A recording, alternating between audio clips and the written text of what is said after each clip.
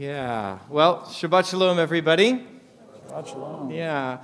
And today we're going to continue our series on the Sermon on the Mount. And our goal has been to look at Yeshua's words in a Jewish way on the Sermon on the Mount and come as close as we can to Yeshua's first hearers on the hills of the Galilee. Now, in the Sermon on the Mount is intended to help us shape our voice. This is part of our theme that we have, our strategic theme at Ruach Israel, our Ruach Israel voice. And the idea is, just as a singer might practice again and again to hone in on her tone, so too we want to hone in on our tone, our color, our Ruach Israel voice, and then just like Yeshua did from the mountain in Galilee, to share our voice with our people. So let's just review where we've been, because we've got a bunch of messages up already on the website through this series. So let's go back to the grassy hilltop overlooking the Sea of Galilee. The sky is crystal blue. Gentle wisps of white clouds stretch across the expanse. The horizon seems to merge heaven and earth together, and the sky casts its striking reflection onto the waters below and blends into the rolling hills in the distance. Yeshua is sitting on a rock near a single tree in an open plain on the top of the hill. Crowds climb the hilltop and press in to hear his words. A woman has just run up the hill, still laughing and crying. She's been healed by the Rabbi. A man, newly restored sight, beholds the Sea of Galilee with his own eyes for the first time. Another man, born deaf, listens to the birds while a single tear rolls silently down his face. Yeshua looks towards you and smiles. Joy wells up from within your heart, and you can't help but smile back.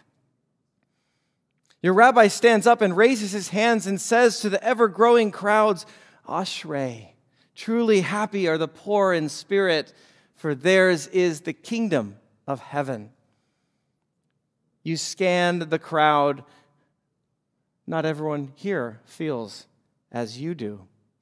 A group of leaders from the Iudaioi, the elite political party from Jerusalem, were gathering together, some Pharisees and scribes and Torah scholars.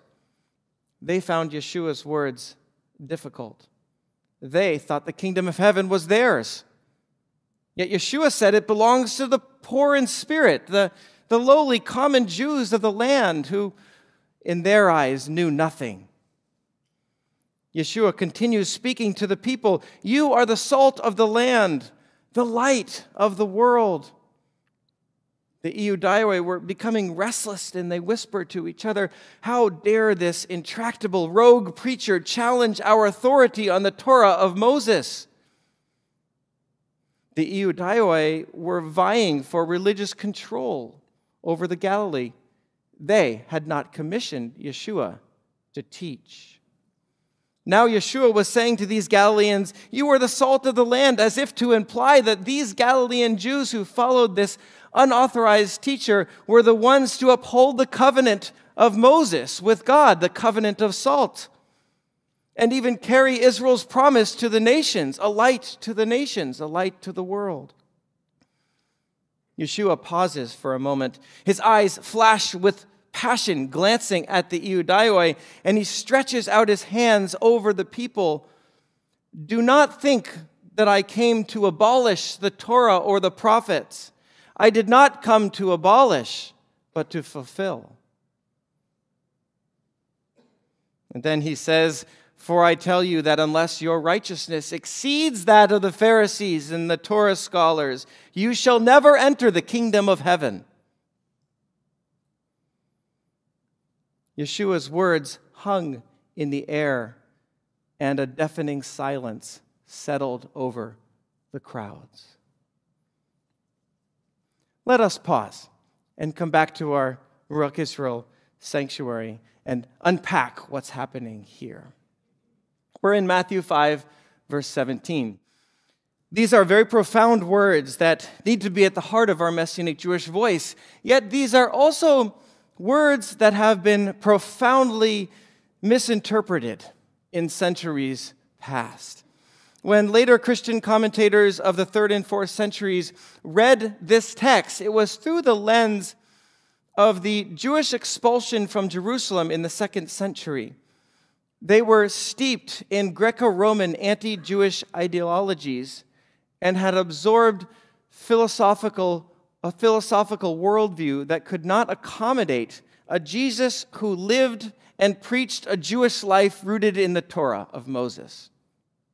These words seem to undermine their supersessionist theology, where for them, their Jesus requires a complete divorce from the Jewish ways of the Old Testament in favor of new, non-Jewish Christian church, superior in every way to the worldly Jewish relics of the past. Thus, the first half of the verse, "I come not to abolish," has been read as a sort of tip of the hat to the Old Testament. And "I come to fulfill," as Yeshua is saying that he is bringing the Torah to its appropriate completion and end, transforming it into something new. This is how this passage is read, for the most part. Now, that new thing, of course, is completely disconnected from the Judaism of Yeshua, the disciples and the crowds that gathered around him that we just joined when he first shared these words. This background is critical for us because really nowhere in the entire Besorah, the entire New Testament, does Yeshua violate the Torah or call for its completion in any way.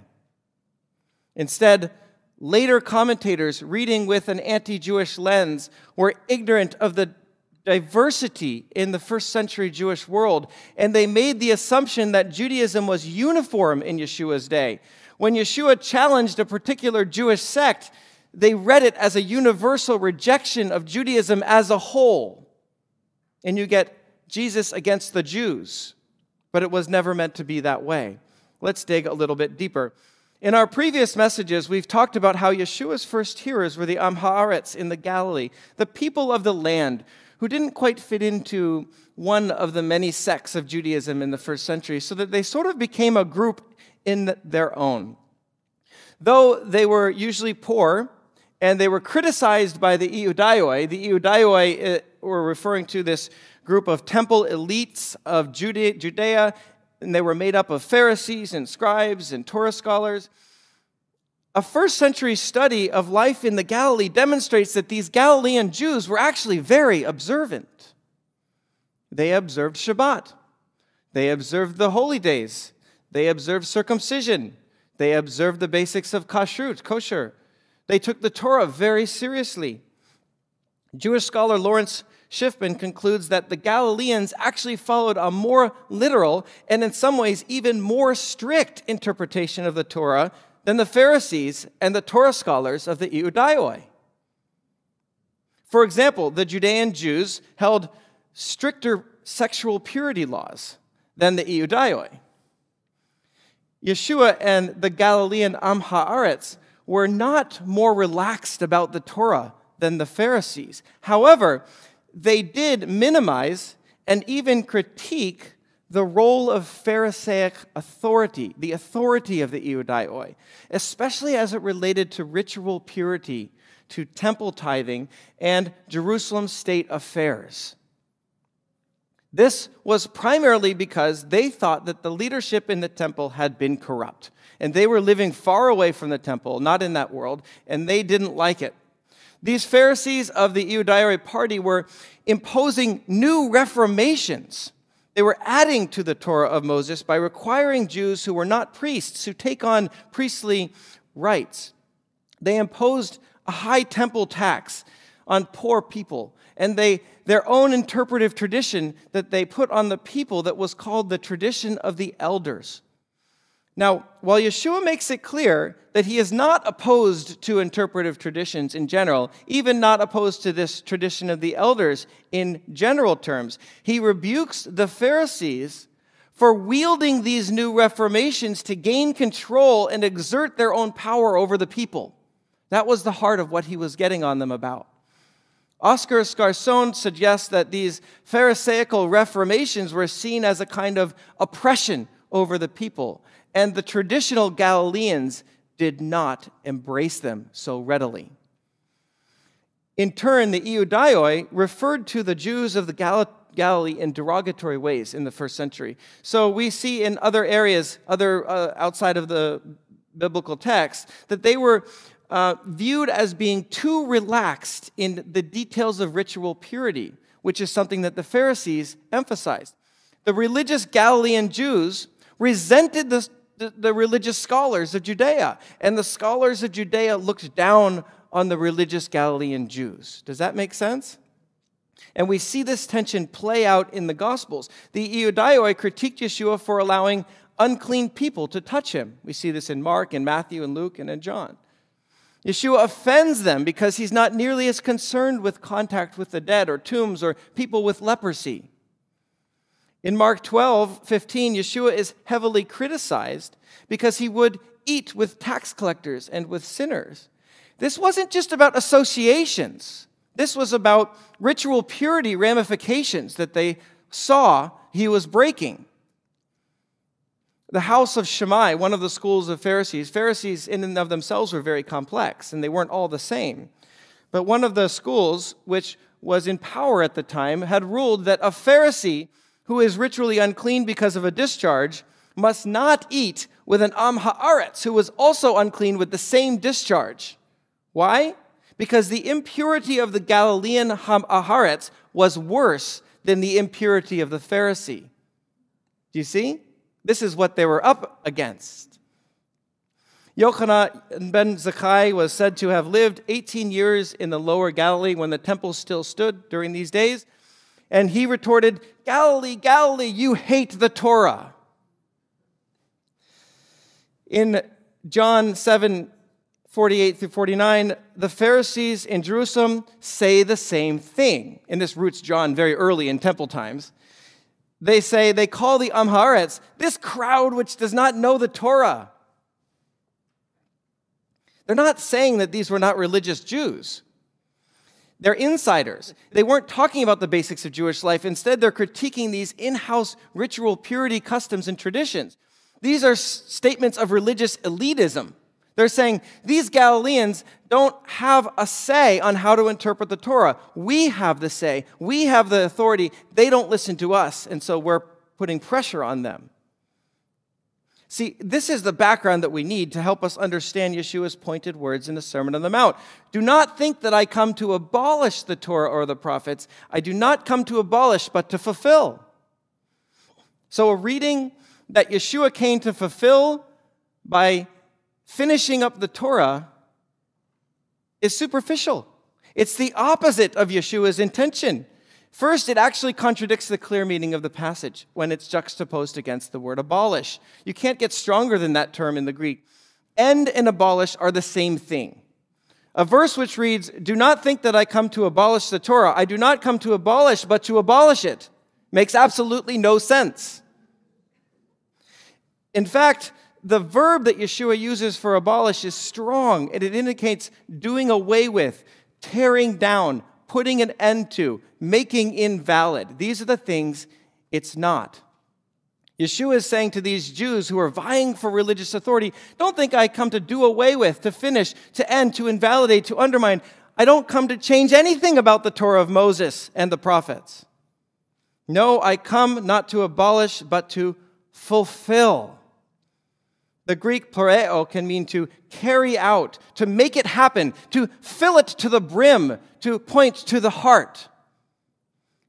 And to strengthen this point, Matthew uses a very strong word for but here. Not to abolish, but Allah.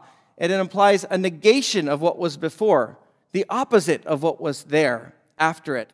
I have come not to abolish the Torah, but the opposite, to fulfill. This indicates that fulfill means the opposite. It means to establish. So Yeshua is really saying, I do not come to abolish the Torah. No, I don't come to abolish, but to establish the Torah and to fill it with meaning. Yeshua is pointing to the true meaning of the commandments and even more revealing his own authority apart from the Pharisees and the religious elite to interpret it. And I think that's really what he's getting at is, I have authority to interpret the Torah. This explains the next verses. He continues, very challenging verses for us. Amen, I tell you, until heaven and earth pass away, not the smallest letter or serif.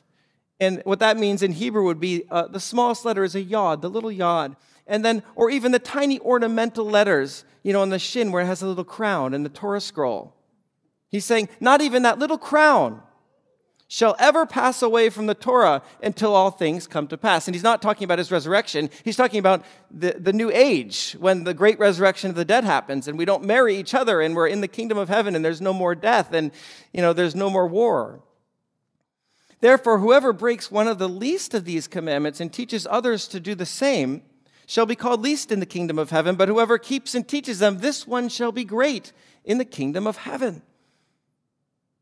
Jewish life is something that Yeshua takes very seriously. And I'm not sure how more clear he can get. Yeshua has not rejected even the smallest ornamental letter of the Torah. And then even more challenging and perhaps offensive, he continues, for I tell you that unless your righteousness exceeds that of the Pharisees and the Torah scholars, you shall never enter the kingdom of heaven. Can you imagine being a Pharisee and hearing that? What a statement. And for us now. So modern commentators in the supersessionist world have dealt with this verse in light of Martin Luther's doctrine of justification by faith. So Yeshua couldn't possibly, for them, be talking about Jewish observance. Yeshua must mean, then, that faith and ethics is what supersedes the law of the Pharisees, because they still understand the Pharisees to represent Judaism and strict Judaism, and then Yeshua couldn't be that. So faith and ethics must be what he's talking about that supersedes the law of the Pharisees.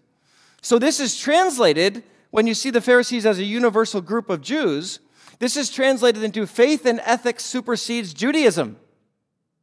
And then this is translated into anti-Jewish ideas, and then, of course, that translates into killing Jews in the medieval period, but that's another message. This is ridiculous, because faith and ethics is Judaism. Faith and ethics comes from the Torah. And this theology is the exact opposite. It's the exact opposite sentiment of I come not to abolish the Torah and the prophets. A Jewish reading of this verse is quite different. Jewish scholar Pinchas Lapid writes, in all rabbinic literature, I know of no more unequivocal, fiery acknowledgement of Israel's holy scripture than the opening in the instruction on the Mount, the Sermon on the Mount. And Amy Jill Levine writes, the key to understanding Yeshua's words is the first century Jewish context.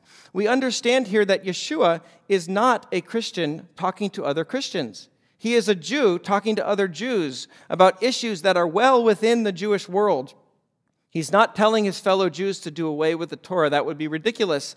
Rather, he's telling them that he has insight into the heart of Torah, and they would do well to listen to him. That's Amy Jill Levine. For first century Jews, and Judaism more broadly, righteousness by faith and living ethically are Jewish laws in the Torah. They undergird every aspect of Torah. That Yeshua emphasizes the heart within the Torah does not supersede the Torah. It establishes the Torah. And so I wonder if this verse really brings light and sheds light into the first century dynamics between the Galileans and the Pharisees and the Torah scholars from Judea. If the Galileans saw themselves as more traditionally Torah observant because they felt that the reformations of the Pharisees were burdensome and caused them to violate actual Torah commandments, Yeshua gets into this in Mark 7 when he says, you make these tithing traditions, but then people can't honor their parents and they're violating a Torah commandment for this other tradition. And he's actually upholding the Torah. Yeshua might be being very literal here. He's saying that the Pharisees and Torah scholars he was interacting with were actually breaking the Torah by imposing these particular restrictions. And he's telling the disciples, Don't break the Torah with these new reformations, which even undermine the more weighty commandments in the Torah itself. Instead, as my Jewish followers, you must uphold the Torah. Now, I want to qualify that the tradition of the elders in view in this passage does not equate to rabbinic Judaism of today. They are different things. The tradition of the elders disappeared with the destruction of the temple and the subsequent exile from Jerusalem in the 2nd century. And what developed as rabbinic Judaism between the 3rd and 5th centuries and onward, as we see it today, is quite different and remarkably tends to lean more toward Yeshua's values. For example, healing is permitted in Shabbat in every branch of rabbinic Judaism around the world. It's not even a question like it was for the tradition of the elders in the 1st century. Yeshua was not against interpretive traditions. They help us live the Torah in everyday life. He lived them, he did them, he taught them. But Yeshua was opposed to a religious elite using their authority and their traditions to oppress the poor and the downtrodden within Israel. And then he makes a very profound statement that his interpretations of the Torah are not just one voice among many, but that his voice is the authoritative voice on which the Torah actually stands. His voice is the authoritative voice on what the Torah means, and his Jewish followers must live it out in light of him. That's why we see as Yeshua closes the Sermon on the Mount, we read, "The crowds were astounded at his teaching, for he taught them as one having authority, not as their scribes." This is what it means to fulfill the Torah. He enters into the 1st century Jewish discussion on Torah, not as one of many sages building off others before them, but as the unique author and interpreter of it. And then we find out, of course, later in the Besorah that Yeshua is in fact the one through whom the Torah was given to Israel on Mount Sinai. So, the takeaway from all of this for us today, we must continue to reclaim Yeshua, the Jew, the Jewish Messiah. And Christians, our Christian brothers and sisters, need to think very deeply about the structural anti-Jewish sentiments that are still built into many churches and theological books today. And all of this is even more relevant today as anti-Semitism is on the rise around the world and in colleges and all over the place. Christians who trust in the Jewish Messiah must stand with the Jewish people.